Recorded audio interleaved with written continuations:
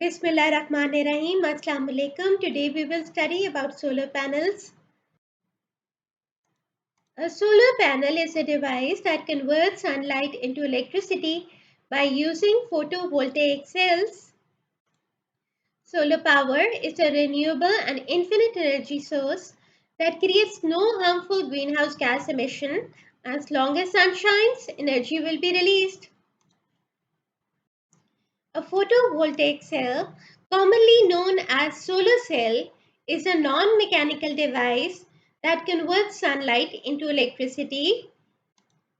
Sunlight is composed of photons. A photon is an elementary particle that is quantum of electromagnetic field. Photons are massless particles that always move at speed of light when in a vacuum. Photons are bosons having no electric charge and no rest mass and 1 unit of spin. They are field particles that are thought to be carriers of the electromagnetic field. The PV cell or photovoltaic cell is composed of semiconductor material. Conductors like copper allow electricity to flow freely due to many free electrons. Semiconductors, which include silicon, have moderate electron flow that can be adjusted. Insulators like rubber hardly let electricity through because they have no free electrons. A valence band is a band of electron orbitals that electron can jump out of moving into conduction band. The valence band is simply the outermost electron orbital of an atom of any specific material that electrons actually occupy. The area beyond the outermost shell is called the conduction band. Since electrons have a wave nature, there is energy gap between the valence band and the conduction band where the electron cannot exist. This energy gap is called band gap or forbidden band.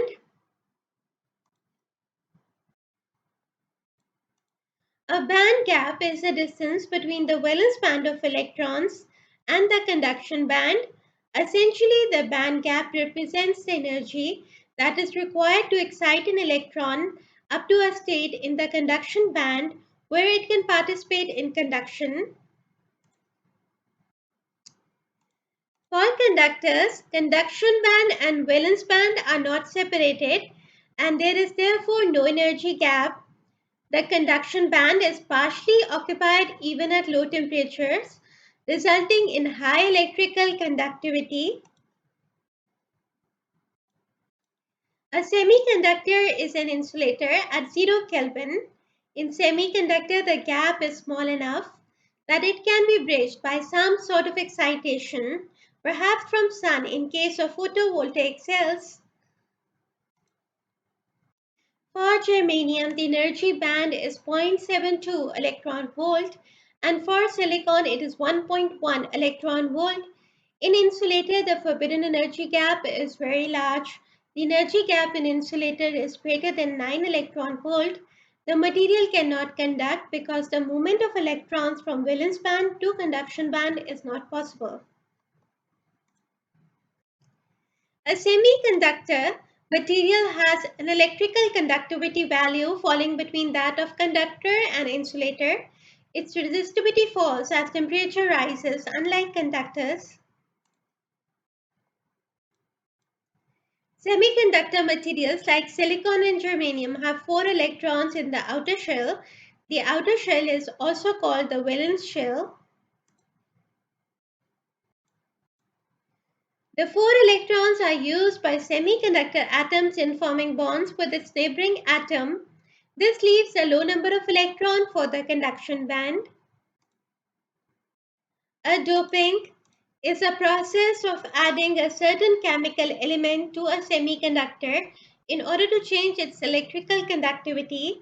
There are two types of doping: N-type doping, P-type doping. An N-type semiconductor is made by adding pentavalent impurity to a pure semiconductor such as silicon. Pentavalent elements are those elements which have 5 electrons in the outer shell, such as phosphorus. It is called donor impurity because it gives a free electron to the semiconductor. The purpose of doing this is to make more charge carriers. The final material is more conductive than silicon. In p-type doping, elements with free valence electron are added as impurity. 3 out of 4 electrons in the semiconductor bond with 3 electrons of the dopant. The remaining electron could not make the bond, and thus the vacant space where electron should be, there is a hole. A hole is a vacant space. An electron from another atom jumps to fill the hole, leaving another hole where it was, and then the same thing continues. Thus, by this way, conductivity is increased in p-type doping. P-type doping are doped with acceptors since they can accept electrons. A p-n junction is an interface or boundary between two semiconductor materials, namely p-type semiconductors and n-type semiconductors. The p side contains excess of holes, while n side contains excess of electrons in the outer shell of electrically neutral atoms there. In n-type semiconductors, large number of electrons are present. Due to this, they get repelled from each other and try to move from high concentration n-type to low concentration p-type. Moreover, near the junction, the electron and holes are close to each other. According to Coulomb's law, there is force of attraction between opposite charges. Hence, free electron move from n side to p side, and free holes move from p side to n side. An electron moving from n to p side creates a negative ion near the barrier. Similarly, a hole moving from p side to n side creates a positive ion near the barrier. Hence, positive and negative barrier is created at the junction. Positive barrier made of positive ions is created in n-type region. Negative barrier made of negative ion is created in p-type region. The net negative charge on the p side of the p-n junction prevents the electron from n side to p side because of repulsion.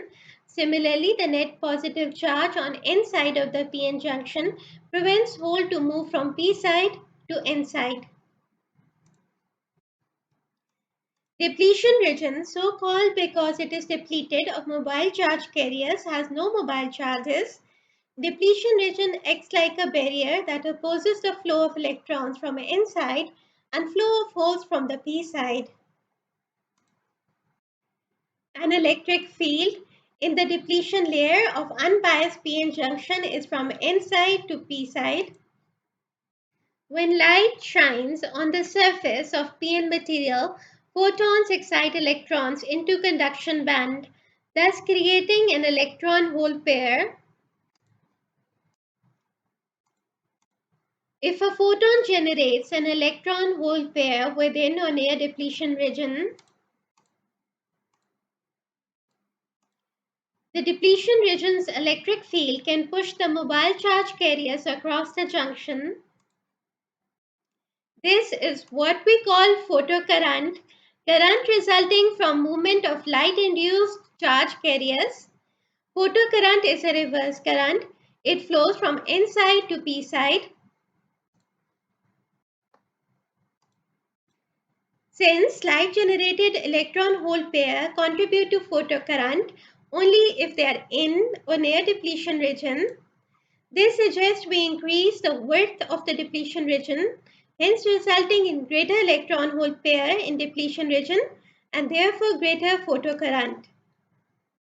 In a practical solar cell, the top end layer is very thin and heavily doped, whereas P layer is thick and lightly doped. This is to increase the performance of the cell.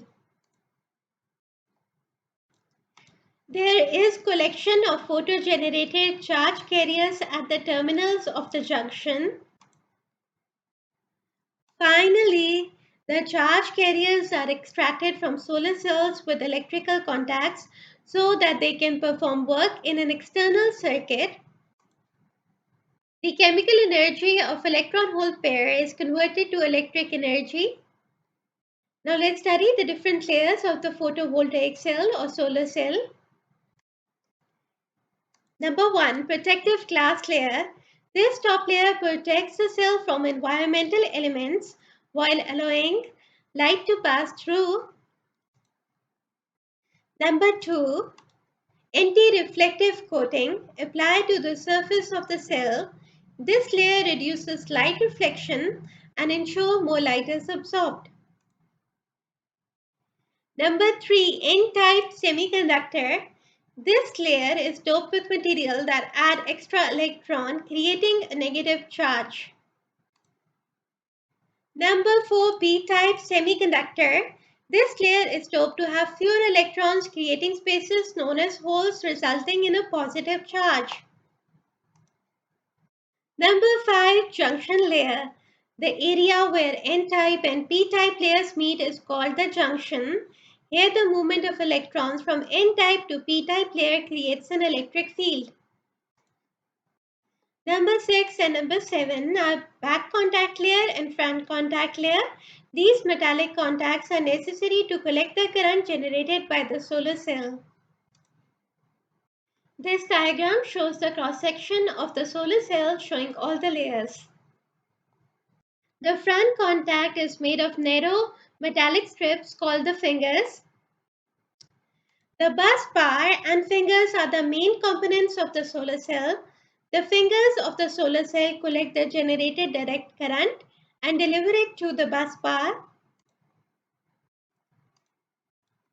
The bus bar is a thin copper strip connecting solar cells inside the panel.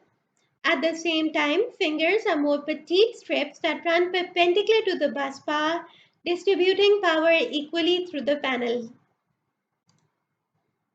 A solar cell produces a voltage of 0.6 volt and current of 5 ampere. Therefore, power of one cell is equal to voltage into current, which is 0.6 multiplied by 5, giving us 3 watt of power. A module or panel is an assembly of connected solar cells that will absorb sunlight as source of energy to develop electricity. Domestic solar module is made up of 60 solar cells. Therefore, power of module is equal to 60 multiplied by the power of one cell, that was 3 watts. Therefore, power of module is equal to 60 into 3, which is equal to 180 watts. Combining several panels forms an array. Panel wiring can be series or parallel depending on need. Series wiring is useful if you need to increase the voltage to a certain level, while parallel wiring will be useful if you need to increase the current to power a large load. Ultimately, the decision between series and parallel depend on your need and requirement. Solar array for domestic purpose has about 20 solar panels. Power of one array is equal to power of one panel multiplied by 20. Power of one panel or module was 180 watts. Therefore, power of array is equal to 180 watts into 20, giving us 3600 watts. Commercial solar module is made up of 72 solar cells. Therefore, power of module for commercial purpose is equal to 72 multiplied by the power of one cell. Power of one cell was equal to 3 watts. Therefore, power of module for commercial purpose is equal to 72 multiplied by 3, giving us 216 watts. Solar array for commercial purpose have approximately 70 modules. Therefore, power of solar array for commercial purpose is equal to 70 multiplied by the power of commercial module, that was equal to 216 watts. Therefore, power of solar array for commercial purpose is about 15 kilowatts.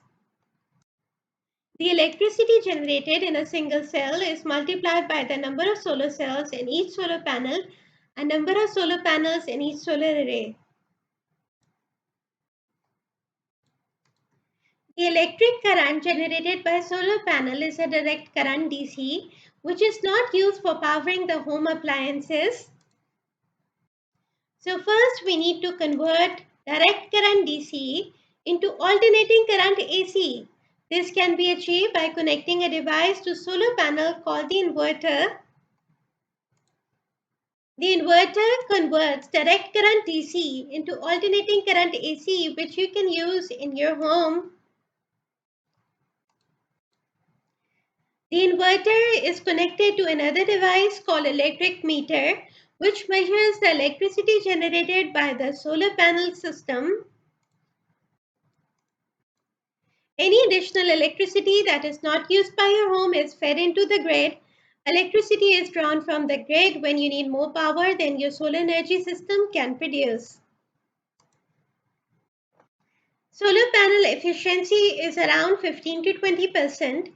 Solar cell efficiency is around 42%. On average, solar panel degrade by 1% each year. The reason for loss of power is dirt, shading, and due to position of solar panel. Energy is lost during DC to AC conversion and in wires during transfer. Using wrong battery, mixing different kind of batteries, and not keeping the batteries at suitable temperature also results in power loss. I hope you enjoyed the lecture. May Allah bless us all. Thank you for watching. Allah Hafiz.